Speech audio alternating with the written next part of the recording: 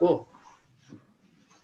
حضرت گنگوئی رحمۃ اللہ علیہ دارالعلوم دیوبند کے سرپرست اول ہیں، اور آپ کے علم میں ہوگا جو بات میں آپ کو بہت زور سے کہتا ہوں، بہت زور سے، حضرت مدنی حضرت گنگوئی کو ثانی امام اعظم حنیفہ کہا جاتا ہے، فقیہ الہند کہا جاتا ہے، دارالعلوم دیوبند کے سرپرست اول کہا جاتا ہے، اور یہ بیعت حضرت حاجی امداد اللہ مہاجر مکی رحمۃ اللہ علیہ سے۔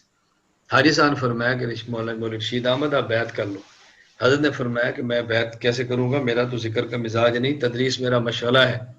حضرت نے فرمایا، تو انہوں نے کہا نہیں آپ بیعت کر لو، میں کب ذکر کی بات کرتا ہوں، بیعت کر لو۔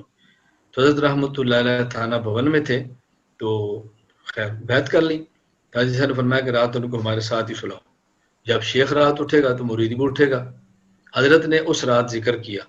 حضرت فرماتے تھے کہ مجھے حاجی صاحب نے بلا کر کہا کہ تم ایسے ذکر کرتے ہو جیسے کوئی مشاق ذکر کرتا ہے، جس نے ذکر کی مشق کی ہوئی، تم تو ایسے کرتے ہو۔ حضرت فرماتا ہے کہ میرا جو جوانی بھی تھی، آواز بھی تھی، گلا بھی تھا، طاقت بھی تھی، تو میں یوں ذکر کرتا۔ اور ذکر بالجہر کسے کہتے ہیں؟ یہ فقیہ وقت ہے، ثانی امام اعظم ابو حنیفہ ہے، دارالعلوم دیوبند کا سرپرست ہے۔ تو فرماتے اس رات میں نے حاجی صاحب کہنے پر ذکر کیا، پھر اتنی لذت آئی کہ میں نے زندگی میں ذکر کو چھوڑا نہیں۔ یہ تھا ہمارے دارالعلوم دیوبند کا مزاج، اور اس مزاج پر میں لانا چاہتا ہوں، اور ہمارے مولوی اس بنانے کے لیے تیار نہیں ہے، کچھ تیار نہیں ہے، اور کچھ لکھتے ہیں میرے خلاف، لکھیں گے یہ ذکر بالجہر ہے، یہ بدعت ہے، یہ غلط ہے، کابر کے خلاف ہے۔ میری عادت ہے کہ میں ان باتوں کو ٹینشن میں نہیں لیتا، میں کہتا ہوں ایک وقت آئے گا ان کو احساس ہوگا کہ ہم نے اب غلط کیے۔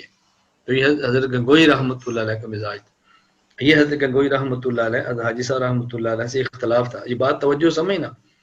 فقیہ وقت ابو حنیفہ ثانی دارالعلوم دیوبند کے سرپرست اول، حاجی صاحب سے کن مسائل میں اختلاف ہوا، ہفت مسئلے حاجی صاحب کا رسالہ چھپا، اس میں مولود وغیرہ کا ذکر بھی ہے۔ تو حضرت سے کسی نے کہا کہ آپ یہ کہتے ہیں اور آپ کے شیخ حاجی صاحب یہ کہتے ہیں۔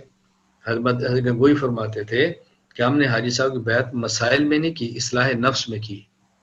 مسائل میں ہم حضرت سے اختلاف کریں گے، ویسے ہمارے شیخ تو دیکھو اپنے شیخ سے مسائل میں اختلاف کیا ہے، شیخ کو بھی نہیں چھوڑا، شیخ سے تعلق بھی نہیں چھوڑا، ادب و احترام بھی ختم نہیں کیا۔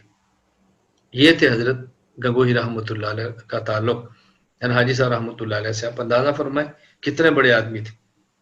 اور ہمارے ہاں یہ میں ایک مثال دیتا ہوں، مجھ سے بیعت بھی ہوں گے، کسی مسئلے پر اختلاف ہوگا اور ہمارے خلاف بولنا بھی شروع کر دیں گے اور ٹوٹ جائیں گے، چھوڑ دیں گے۔ تو بھی اختلاف کرنا سیکھو، اختلاف کا سلیقہ دیکھو، اختلاف کرو، پھڈے اور جھگڑے کی کیا ضرورت ہے۔ حضرت گنگوئی رحمۃ اللہ علیہ تھے، حضرت کی آخری عمر تھی، تو حضرت پھر صرف حدیث پاک پڑھاتے تھے، سیاستہ پوری خود پڑھاتے، باقی سارے اسباق چھوڑ دی۔ حضرت فرمایا کرتے تھے ما ہرچ خواندہ ایم فراموش کردہ ایم اللہ حدیث یار کے تکرار کرتا ہے، میں ہرچ خواندہ ایم فراموش کردہ ایم اللہ حدیث یار کے تکرار کرتا ہے۔ اور میں ہم نے جو کچھ پڑھا بھلا دیا، بس اب یار کی باتیں ہی کرتے، یار کی باتوں کا تکرار کرتے ہیں۔ ان میں صرف حدیث پہ بات کرتا ہوں۔ گنگوئی رحمہ اللہ کا مزاج تھا۔ تو میں کہتا ہوں ہمارے جو اکابر کا مزاج ہے نا، اس کو اپناؤ۔ حضرت گنگوئی رحمۃ اللہ علیہ حاجی صاحب کے بارے میں کسی نے پوچھا، حضرت آپ ان سے بیعت کیوں ہوئے؟ آپ اتنے بڑے عالم ہیں، حاجی صاحب عالم بھی نہیں، آپ ان سے بیعت ہو گئے؟ حضرت گنگوئی رحمۃ اللہ علیہ فرماتے ہمیں یہ پتہ ہے کہ لڈو کیسے بنتا ہے، ہمیں یہ پتہ ہے کہ لڈو کیسے بنتا ہے، لیکن ہم سے لڈو بنتا نہیں ہے، ہمارے پاس بنا ہوا بھی نہیں ہے۔ حاجی صاحب کو یہ نہیں پتا کہ لڈو بنتا کیسے ہے، لیکن ان کے پاس بنا ہوا مل جاتا ہے۔ اللہ ہو، ہمیں یہ پتا ہے کہ بنتا کیسے ہے، لیکن ہم سے بنتا نہیں، ہمارے پاس ہے نہیں۔ حاجی صاحب کو یہ نہیں پتا کیسے بنتا ہے، وہ بنا بنایا لڈو پڑا ہوتا ہے۔